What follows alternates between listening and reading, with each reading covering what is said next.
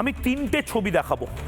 এই তিনটে ছবি দেখার পরেও অনেকে বলেন না তৃণমূল কংগ্রেস দারুণ কাজ করছে। আরে ভাতা তো দিচ্ছে তৃণমূল কংগ্রেস, আরে আমার রাস্তার সৌন্দর্যায়নটা করে দিয়েছে তৃণমূল কংগ্রেস, এই করেছে ওই করেছে, কিচ্ছু করেনি তৃণমূল কংগ্রেস।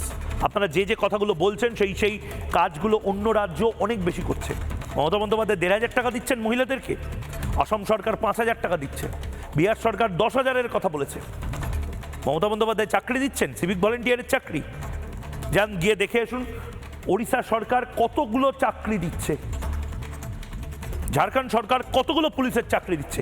মমতা বন্দ্যোপাধ্যায়, আমি তিনটে উইন্ডো দেখাবো, একটা কংগ্রেস শাসিত রাজ্য, একটা বিজেপি শাসিত রাজ্য এবং একটা তৃণমূল শাসিত রাজ্য। হায়দ্রাবাদে মুখ্যমন্ত্রী রেবন্ত রেড্ডির সাথে লিওনেল মেসির ফুটবল খেলা, ওয়াংখেড়েতে দেবেন্দ্র ফডনভিসের সঙ্গে ফটো অপ, গোটা মাঠ ঘুরে দেখলেন।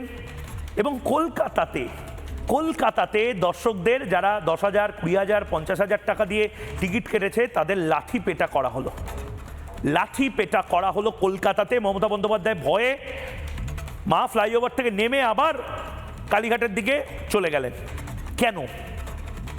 তার কারণ মমতা বন্দ্যোপাধ্যায় নিজে বুঝতে পেরেছেন যে এই ঝড়টা থামানো তার পক্ষে সম্ভব নয়। নানা ধরনের কন্টেন্ট দেখার জন্য লাইক করুন, শেয়ার করুন আমাদের ফেসবুক পেজ, সাবস্ক্রাইব করুন আমাদের ইউটিউব চ্যানেল। পাশাপাশি অন্যান্য ব্রেকিং নিউজের জন্য অবশ্যই চোখ রাখুন রিপাবলিক বাংলায়।